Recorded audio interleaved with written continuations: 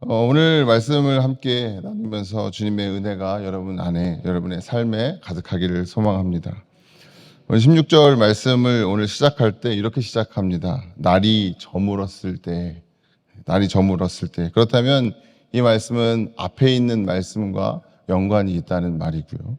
이 앞에 있는 말씀과 이어지는 말씀입니다. 그 앞에 무슨 일이 있었냐면 오병이어의 기적이 있었습니다. 오병이어의 기적이 있고 나서 오늘 이 말씀이 시작되는데요. 바로 앞에 절인 15절 말씀을 보면 이렇게 말씀합니다.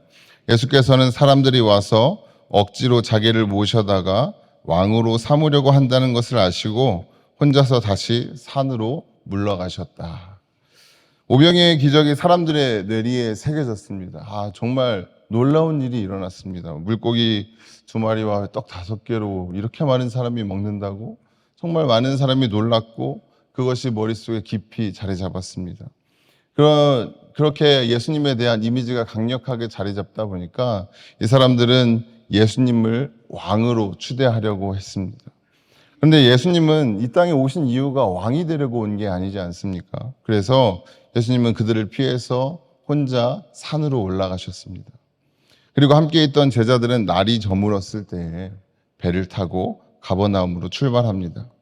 예수님은 아직 산에서 내려오시지 않았을지만 제자들끼리 이렇게 출발을 합니다. 다른 복음서들을 살펴보면 예수님께서 무리를 헤쳐 보내는 동안에 제자들이 떠났다고, 제자들을 보냈다고 말씀하거든요. 그러니까 예수님이 무리들을 이렇게 해체시키고 흩으시고 제자들을 보내신 거죠.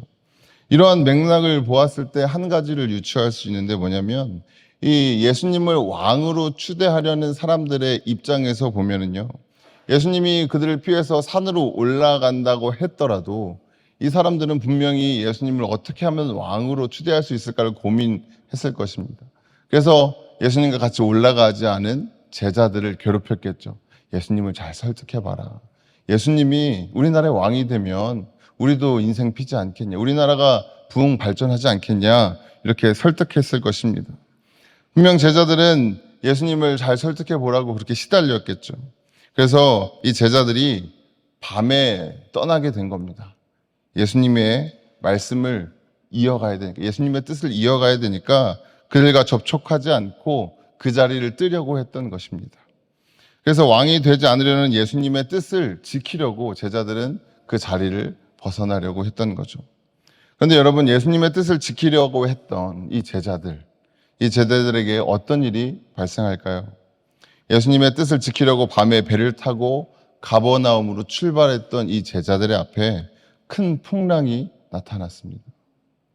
이 장면을 보면 우리의 인생을 보는 것만 같습니다. 예수님의 뜻을 따라서 살아가려고, 예수님의 가르침을 따라서, 또 선한 양심을 따라서, 하나님의 말씀을 따라서 살아가려고 하는데 세상의 유혹들을 거부하면서 살아가려고 하는데 쉽지가 않지만 분명히 우리가 그렇게 살아가려고 하는데, 그렇게 노력하는데 잘 안 되는 겁니다. 그럼에도 불구하고 그렇게 살아가려고 유혹하는 그 수많은 문제들 앞에서 담대하게 하나님의 뜻을 따라 선택하며 살아갑니다. 그리고 그러한 유혹을 물리쳤을 때 우리는 안도하죠. 그래, 승리했어. 하나님이 날 이제 지켜주실 거야. 하나님께서 기뻐하실 거야. 하나님이 기뻐하실 만한 선택을 내가 한 거야. 우리가 그렇게 생각합니다. 그런데 그럼에도 불구하고 우리 삶에는 또 다른 고난이 또다시 찾아옵니다. 제자들이 만난 것 같은 이런 풍랑을 우리도 만나게 되는 것이죠.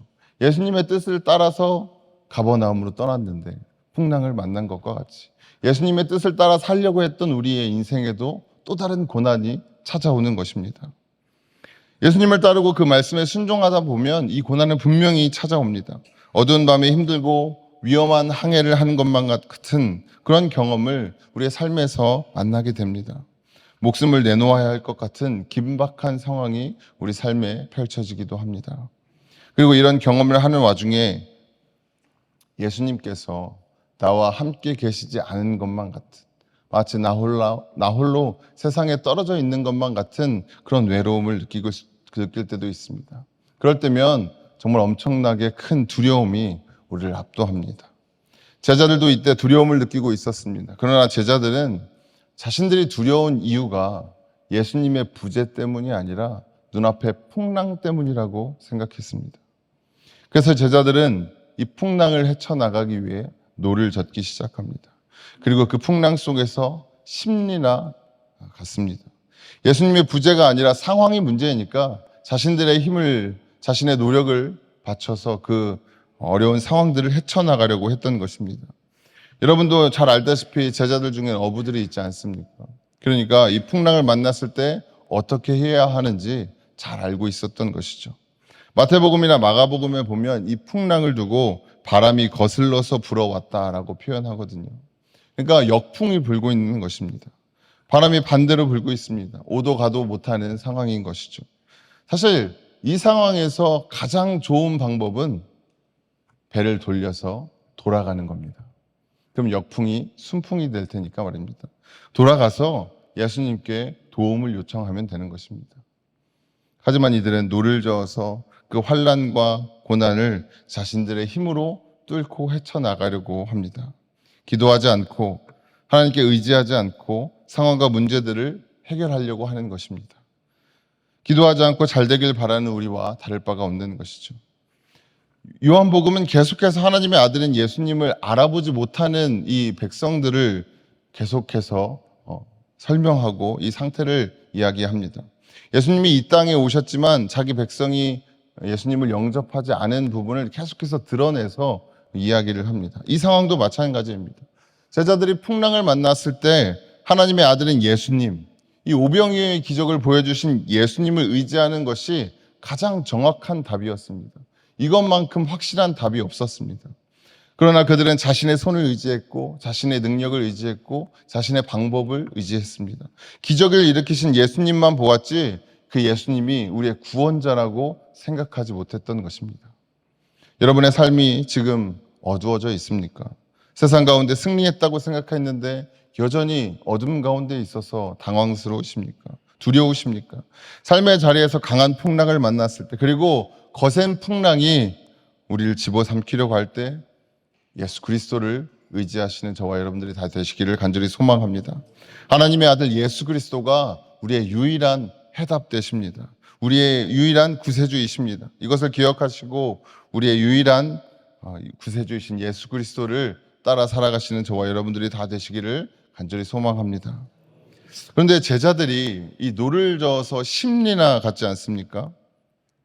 근데 심리를 갔는데 이 풍랑 가운데 예수님께서 바다 위로 걸어오십니다. 그리고 제자들은 이 모습을 보고 두려워하죠. 그래서 예수님은 말씀하십니다. 나다, 두려워하지 말아라. 제자들은 기뻐하며 예수님을 영접합니다. 그리고 그 즉시 그 제자들이 가려 하던 가버나움에 도착합니다. 처음에 제자들이 강한 풍랑이 있는 이 바다 한가운데서 예수님을 보았을 때 두려워했습니다. 왜 두려워했을까요?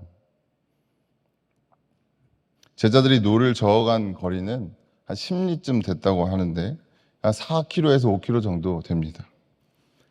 근데 갈릴리 호수의 폭이 길게는 21km고요. 짧게는 12km 정도 됩니다. 그러니까 이 배가 반도 못 간 거죠. 제자들은 사실상 반도 못 간 상태였습니다. 근데 쉽지 않았을 겁니다. 역풍이 부는데 노만 저어서 그 정도 갔으니까 말입니다. 12명이 타고 있는 배였을 테니까, 아니 그 이상이 타고 있는 배였을 테니 이 배가 작지 않은 크기였을 겁니다. 근데 노만으로 역풍이 불고 그 물살을 헤치면서 4km나 갔으니까 엄청나게 힘이 든 상태였을 것입니다. 이런 상태에서 예수님이 나타나셨습니다. 그래서 저는 제자들이 너무 힘들어서 예수님을 못 알아봤나 보다 생각했습니다. 또 마태복음이나 마가복음을 봐도 예수님을 보고 유령이라고 이야기하지 않습니까? 그러니까 이 제자들이 너무 기진맥진한 상태여서 예수님을 못 알아봤겠구나 그렇게 생각했습니다. 그런데 요한복음은 예수님이 오심을 보고 두려워했다고 기록하고 있어요. 왜 이렇게 기록했을까요? 왜 예수님을 못 알아봤다 혹은 유령을 봤다 이런 말을 기록하지 않고 예수님을 두려워했다라고만 기록했을까요? 이것은 의도가 있는 것 같습니다. 생각해보면요, 가까운 사람 또 친한 사람은 실루엣만 봐도, 걸음걸이만 봐도 알 수 있지 않습니까?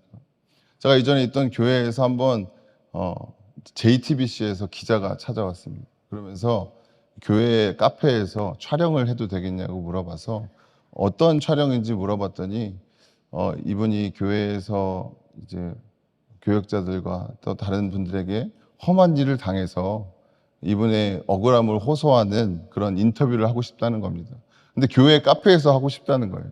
이분이 우리 교회 교인도 아니고 이 기자도 우리 교회 사람도 아닌데 교회 카페에서 한다는 겁니다.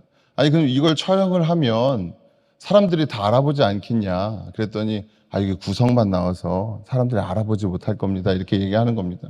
근데 여러분이 몸담고 있는 교회 한 구성만 봐도 내 교회인지 잘 아시지 않습니까? 그래서 이제 반려했던 기억이 나는데요. 우리가 익숙한 존재, 그 존재의 아주 작은 부분만 봐도 누구인지 딱 알아볼 수 있습니다. 제자들은 예수님의 실루엣만 봐도 예수님인지 알았을 겁니다. 그럼에도 불구하고 예수님을 보고 두려워했습니다. 왜 두려워했을까요?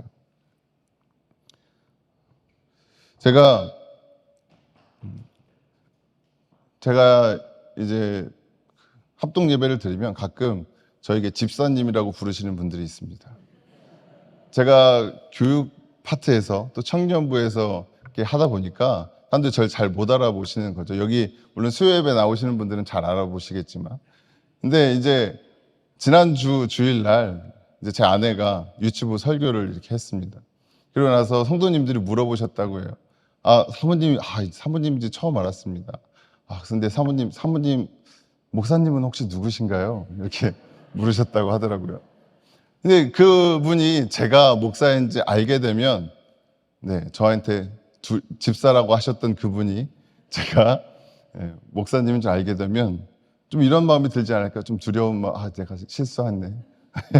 이런 마음이 들지 않을까요? 제자들이 두려워한 것은요, 예수님이 어서 두려워한 것도 아니고 예수님이 무서워서 두려워한 것도 아닙니다. 예수님이 물 위를 걸어오시는 것을 보고 내가 알던 예수님이 그 예수님이 아니구나. 내가 알던 그 예수님이 진짜 하나님의 아들이구나. 진짜 우리를 구원하실 분이구나. 그것을 진정으로 깨닫게 된 것입니다. 그래서 두려움이 밀려온 겁니다. 내가 예수님을 대할 때 내가 그런 태도나 그런 모습을 보이지 않았어야 하는데, 내가 예수님을 대할 때 정말 하나님을 뵙듯이 했어야 하는데 라는 생각이 이 제자들에게 든 것입니다. 예수님이 무리를 걸을 수 있는 존재라는 것에 가까이 있어서 어느 정도 내가 알고 있다고 생각했는데, 내가 정말 존경에 맞이하는 예수님이었는데 내가 잘 알지 못했구나. 이것을 깨닫게 된 것입니다. 요한은 예수님과 가장 가까이 있는 제자들이 예수님이 누구인지 모르고 있었다는 사실을 드러내고 있는 것입니다. 사랑하는 성도 여러분, 예수님이 누구인지 아십니까? 예수님이 누구인지 아십니까? 여러분의 이 자리에 나와서 예배드리고 있는 우리의 주님이 누구인지 아십니까? 예수님은 우리의 유일한 구원자이십니다. 예수님은 우리의 유일한 구원자세요. 제자들은 이것을 몰랐던 것이고 그래서 두려웠던 것이고 깨닫게 된 것입니다. 이런 제자들의 모습은 주님의 입장에서 보면 참 안타깝죠. 그렇게 내가 하나님의 아들이라고 했는데, 그렇게 내가 몇 번이나 얘기했는데 그냥 나한테 돌아오면 될 걸, 그 어려운 길을 그렇게 힘들게 꼭 갔어야만 했니? 너무 안타까우셨을 것입니다. 그래서 예수님은 다시 한번 자기가 누구인지 드러내십니다. 나다, 두려워하지 말아라. 나다. 여기서 말하는 나다라는 말은 출애굽기 3장 14절에 나오는 나는 스스로 있는 자다 할 때 이것과 동일한 표현입니다. 그러니까 제자들은 어렸을 때부터 성경을 계속해서 보지 않습니까? 그러니까 이 말을 듣자마자 깨달았을 거예요. 이분이 참 하나님의 아들이구나. 이분이 참 하나님의 아들이구나. 예수님이 우리를 이 풍랑에서 구원해 주실 유일한 분이시구나. 이것을 이때 깨달았던 것입니다. 정신이 번쩍 든 제자들은 기뻐하면서 예수님을 배로 영접합니다. 21절에 그래서 그들은 기꺼이 예수를 배 안으로 모셔드렸다. 배는 곧 그들이 가려던 땅에 이르렀다라고 말씀합니다. 곧이라는 말이 있죠. 기뻐하면서 예수님을 영접했습니다. 그러자 즉시 가버나움에 도착했습니다. 그들이 가려 했던 그 땅에 도착했습니다. 예수님 없이는 배 타고 십리를 가는 것도 힘들었습니다. 그런데 예수님이 누구인지 알아보고 예수님을 영접하자 목적지에 곧 즉시 도착했습니다. 우리가 살아가면서 문제를 만나고 그 문제를 해결하는 방식을 자세히 들여다보면 오늘 말씀 속에 이 제자들과 별반 다를 바가 없어 보입니다. 내 힘으로, 내 방법으로 해결하려고 하는 그 모습들이 우리와 닮아 있습니다. 그런데 어떤 해결책을 쓴다 하더라도 우리의 삶에는 끊임없이 그 문제들이 다시 나타나고 다시 우리를 힘들게 하고 우리는 끊임없이 그 문제들과 싸워 나가야 합니다. 그 근본적인 것을 해결하지 못하면 제자들이 그 심리를 역풍과 싸워가며 노를 저은 것과 같이 우리도 우리의 삶의 마지막 순간까지 끊임없이 싸우고 또 싸우고 그 힘들고 지난한 과정을 거쳐야 할 것입니다. 그러나 우리가 예수님을 진정으로 우리의 구세주이고 하나님의 아들이라는 사실을 인정한다면, 그 예수님을 우리의 마음 안에 영접한다면, 왔던 길을 되돌아가는 한이 있어도 예수님을 의지한다면 우리는 곧 목적지에 도달하게 될 것입니다. 오늘 이 제자들처럼 말입니다. 그런데 저는 오늘 이 말씀 가운데 너무 감사한 부분이 한 가지 있는데, 뭐냐면 제자들이 왔던 길을 돌아가지 않았는데도 예수님이 이 제자들을 찾아왔다는 것입니다. 19절 말씀입니다. 제자들이 배를 저어서 12월이쯤 갔을 때였다. 그들은 예수님께서 바다 위로 걸어서 배에 가까이 오시는 것을 보고 무서워하였다. 어릴 때 아버지를 보면 아버지는 정말 슈퍼맨 같은 존재입니다. 뭐 어려운 게 있으면 아버지한테 부탁하면 다 해결해 주십니다. 그런데 그 어려움을 해결하는 방식이 어린 저로서는 생각지도 못하는 방법으로 막 해결을 해 주시는 겁니다.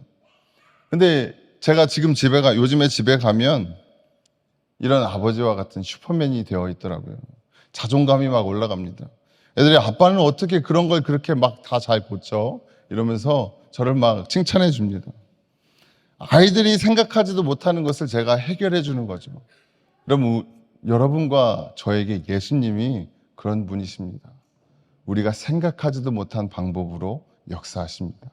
우리가 생각하지 못한 방법으로 일하십니다. 우리가 생각하지도 못한 기도의 응답을 우리에게 보여주십니다. 해변에서 4km에서 5km 정도 떨어진 그야말로 바다 한가운데, 풍랑 가운데 이리저리 끌려다니는 그 배 가까이로 예수님께서 찾아오셨습니다. 커다란 배를 타고 오신 것도 아니고 그 어떤 첨단 장비를 타고 오신 것도 아닙니다. 그 물리를 걸어서 찾아오셨습니다.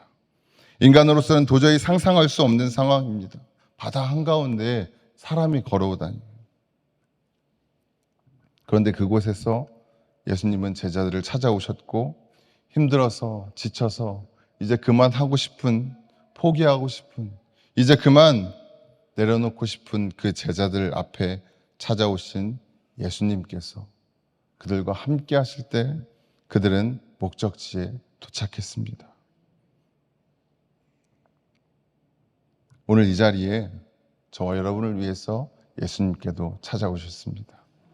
여러분의 그 힘듦을, 여러분의 그 아픔을 다 아시는 주님께서 우리가 주님을 찾아가기도 전에 주님께서 먼저 늘 우리를 찾아오십니다. 예수님께서 내가 찾기도 전에 이미 우리를 찾아오고 계심을 믿으시기 바랍니다. 그 예수님을 의지하시기를 바랍니다. 그럴 때 그 즉시 그 모든 힘겨운 상황 가운데서 평안과 안도와 회복을 경험하시는 저와 여러분들이 다 되시기를 간절히 소원합니다. 기도하겠습니다. 생명의 빛 되신 주님, 감사합니다. 어둠 가운데 고군분투하며 살아가는 우리를 구원하시고 주님을 알지 못하던 우리를 먼저 찾아와 함께하여 주심에 감사드립니다. 우리는 분명 주님이 누구인지 많이 들었고 잘 알고 있습니다. 그러나 우리는 우리의 작은 지식과 경험에 비추어 주님을 온전히 깨닫지 못하고 있습니다. 이제 주님이 우리의 참 구세주이심을 깨닫게 하시고 그런 주님을 온전히 의지하게 하여 주시옵소서.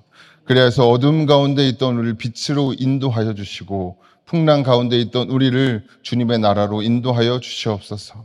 주님, 풍랑의 한가운데서 눈물 흘리고 있는 교우들을 기억하여 주시옵소서. 그 풍랑은 재정의 문제도 있고 질병의 문제도 있고 관계의 문제도 있고 여러 가지 문제들도 있습니다. 그러나 그 풍랑 가운데 찾아오시는 주님을 기억하게 하시고 그 어떤 풍랑이든 잠잠케 하시는 주님을 의지하게 하여 주시옵소서. 그래서 주님을 영접하자 곧 가려던 땅에 도착한 것과 같이 주님의 임재 가운데 모든 삶의 문제가 회복되게 하여 주시옵소서. 이 모든 말씀 예수님의 이름으로 간절히 기도드립니다. 아멘.